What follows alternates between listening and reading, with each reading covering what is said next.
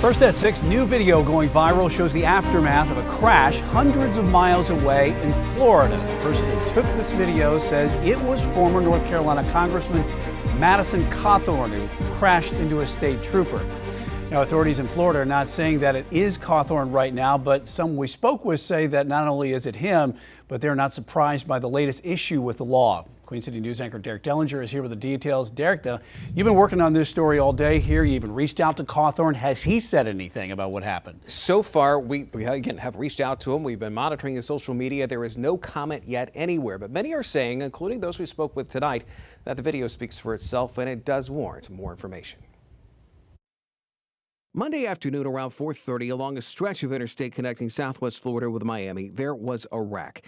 Video here shows the aftermath. Troopers say someone rear-ended a Florida Highway Patrol vehicle, but the person who took that video went further, saying the person that you see right here is former North Carolina Congressman Madison Cawthorn. In the hours since, the video has been viewed millions of times, and political figures back here in North Carolina have little doubt on who is in that video. My eyes see that's Madison Cawthorn. There's no doubt in my mind that Madison Cawthorn is on the side of the road talking to that state trooper. Michelle Woodhouse ran against Cawthorn in the 2022 Republican primary. Democrat Mo Davis ran against him in the 2020 election. And even though authorities in Florida have not officially identified Cawthorn as the one charged, the belief that it is has been enough to bring up his controversial run as representative for North Carolina's 11th district, which included its own legal troubles, some of them behind the wheel. He's just continued to display that kind of behavior. You know, at one point while he was in Congress, he had, I believe, 4 different court dates here in North Carolina, 3 for traffic offenses, 1 for the handgun incident in Charlotte. Queen City News has reported extensively on those issues. Cawthorn pled guilty to having a loaded gun at Charlotte Douglas International Airport last year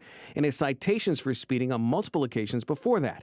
After losing a chance at running a second time for Congress, Cawthorn moved to Florida. Troopers say the person cited is a 28-year-old from Cape Coral, Florida, which corresponds with Cawthorn's current age and where he lives.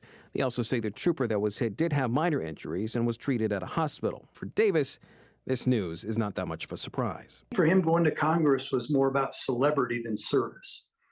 And it was apparent. I mean, he closed many of the district offices here. However, Woodhouse maintains that Cawthorn is still a Republican figure, one that can bring in more conservative voters if he can stay out of the headlines. Former Congressman Cawthorn does have a very, very bright future in front of him. I hope that he is surrounding himself with people who are helping him make good decisions. And to put this into further context, Cawthorn became a notable figure after the car crash that left him paralyzed. His recovery process was something that many people followed. That led to him becoming an aide to Mark Meadows before Cawthorn himself ran for Congress and won back in 2020. As we mentioned, he has a history of issues behind the wheel.